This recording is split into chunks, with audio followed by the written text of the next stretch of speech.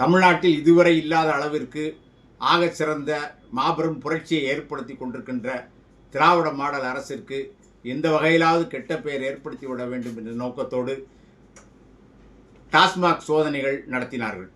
எந்த வழக்கின் அடிப்படையில் இந்த சோதனைகளை நடத்தினீர்கள் என்று கேட்டதற்கு விளக்கம் தரவே இல்லை. இதை எதிர்த்து தமிழ்நாடு அரசு உயர்நீதிமன்றத்தில் வழக்கு தொடுத்தது. அதற்கு தலைமை நீதிபதி 2 நீதிபதிகள் நியமிக்கிறார். அவர்கள் இருவரும் சில நாட்கள் கழித்து நாங்கள் இந்த வழக்கிலிருந்து ஒதுங்கிக் கொள்கிறோம் என்கிறார்கள். வேறு 2 நீதிபதிகளை நியமிக்கிறார். அவர்கள் டாஸ்மாகில் சோதனை நடத்தலாம் என தீர்ப்பு கொடுத்தார்கள். இதற்கு காரணம் என்னென்றால் 2017ஆம் ஆண்டு அதிமுக ஆட்சி 45 வழக்குகள் போட்டார்கள். அந்த அடிப்படையில் இப்போ சோதனை நடத்துகிறோம் என்று சொன்னார்கள். இது அடிப்படை முற்றிலும் தவறு. இந்த சென்னை உயர்நீதிமன்ற தீர்ப்பை எதிர்த்து உச்சநீதிமன்றத்தில் மனு தொடுத்தார்கள் தமிழ்நாடு அரசு.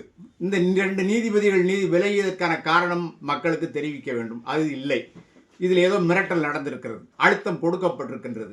அதன் விளைவாக சென்னை உயர்நீதிமன்றம் அளித்த தீர்ப்பை உச்சநீதிமன்றம் மிக கடுமையாக கண்டித்திருக்கிறது. கூட்டாட்சி தத்துவத்தை சிதைக்கின்ற வகையில் இந்த வழக்கில் நீங்கள் செயல்பட்டிருக்கிறீர்கள்.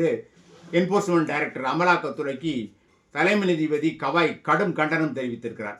அடுத்து மற்றொரு வழக்கு, இந்த ஆளுநர் குடியரசுத் தலைவருக்கு காலக்கெடு வகித்த அந்த தீர்ப்பில் உச்சநீதிமன்றம் இறுதி தீர்ப்பு வழங்கி ஆளுநர் கையெழுத்து இல்லாமலே சட்டமாகிவிட்டது. அதை எதிர்த்து பாஜக வழக்கறிஞர் ஒருத்தர் வழக்கு போடுகிறார். இப்போ நீதிமன்றம் கோடை விடுமுறையில் இருக்கிறது. இப்பொழுது அதுபோன்ற வழக்குகளை இப்பொழுது ஆய்வுக்கு எடுத்துக்கொள்வதில்லை. அவர் போலி ஆவணங்கள் தாக்கல் செய்திருக்கிறார் என்று திமுக எம்பி வில்சன் வாதாடியும் கூட எதையுமே காதில் வாங்கி கொள்ளாமல் நீதிபதிகள் JR சுவாமிநாதனும் லட்சுமி நாராயணனும் அதற்கு தடை விதித்திருக்கின்றார்கள். இவர் இந்த தடை எதிர்த்து உடனே உச்சநீதிமன்றத்தில் வழக்கு தொடுக்க போகிறோம் என அறிவித்திருக்கிறார்கள். அங்கேயும் இவர்களுக்கு தக்க சாட்டை அடி கிடைக்கும்.